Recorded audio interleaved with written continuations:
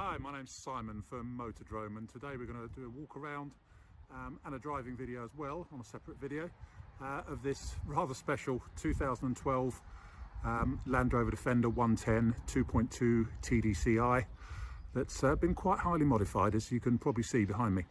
Anyway, hope you like them. There we go. Okay, let's take a look around this rather special 2012 Land Rover Defender 110 2.2 TDCi XS that, as you can see, has been pretty highly modified from standard.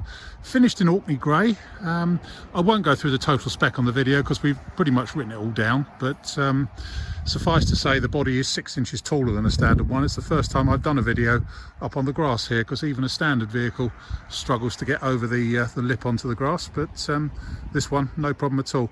Now, whilst it's been prepared for sort of, extreme off-roading, there's no evidence it's ever been used as such. Can't find any sort of dents or dinks underneath or anything like that.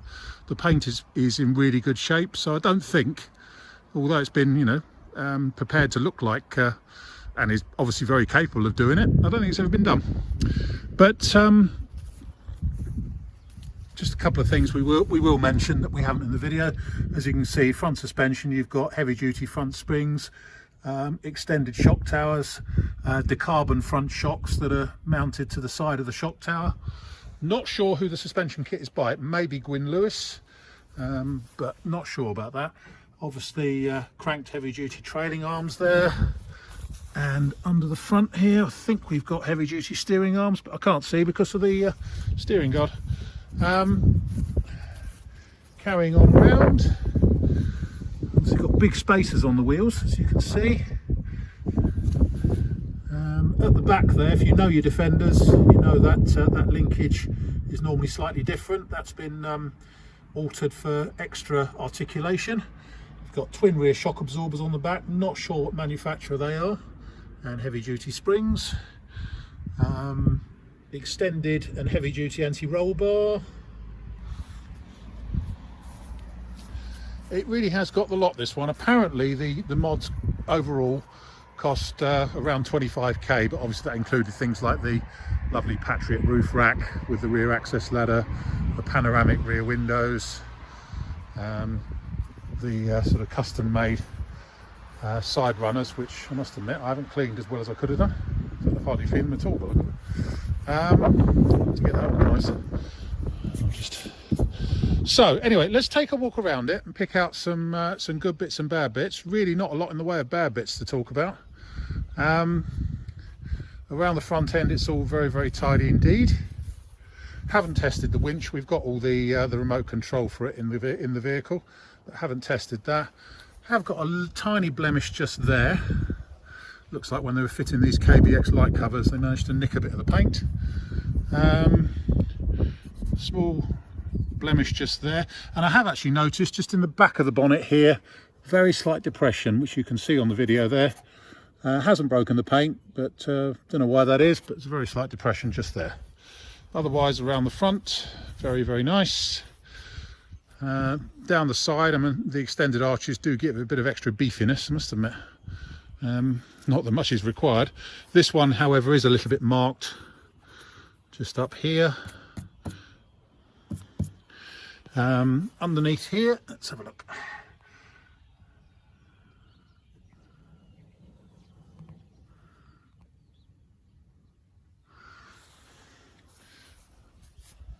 A post.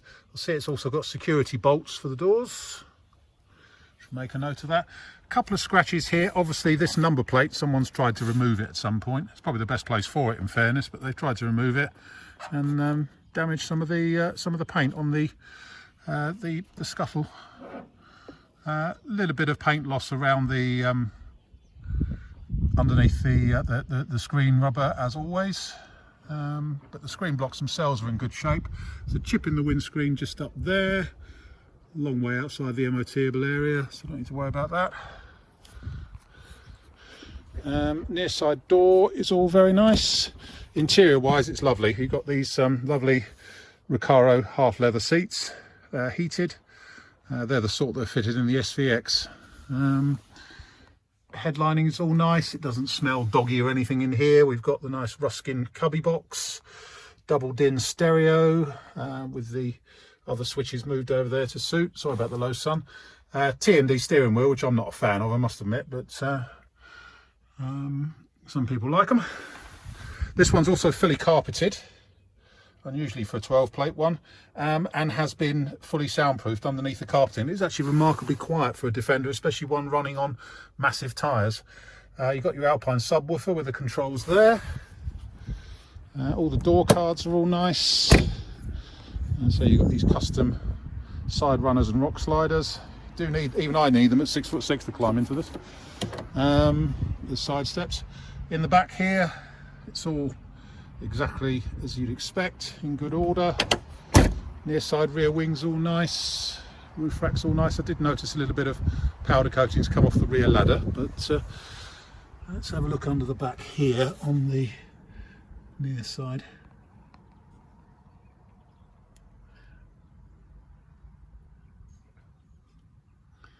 Again, substantially different from standard in terms of its suspension fittings. What's that? Oh, a bit of mud. It is a bit muddy here at the moment.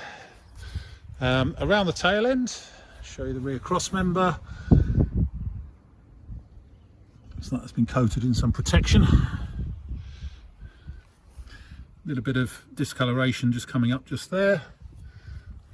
It's also got the nice rear door with the panoramic glass on it as well. I think that's another TMD fitment. And opening up the back, yeah, as you can see, a bit of powder coating lost on the ladder just there. Don't think it's worked hard in the back, because normally the door card is normally really badly marked if it has. There's a couple of marks on it, but nothing major for an 8-year-old vehicle. Nicely carpeted in the back here, and that's all its tools and 4-ton jack and the winch controls and everything all in there. And the panoramic glass does work very well, as you can see.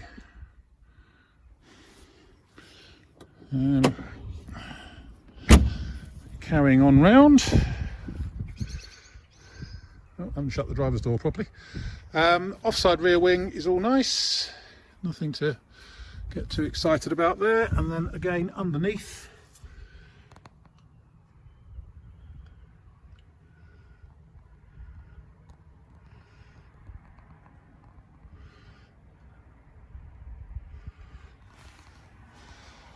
offside rear door, and in the back here, door cards all good, all nice in the back here. That's its Alpine subwoofer there. Offside front door, which does shut properly. I just haven't bothered to do it. A post and say security bolts for the hinges. The scuttle corner there, again a tiny little bit of paint loss just in the corner there. Offside front wing is all good. A couple of very, very tiny scratches just there on the front of the offside front wing. And then underneath here,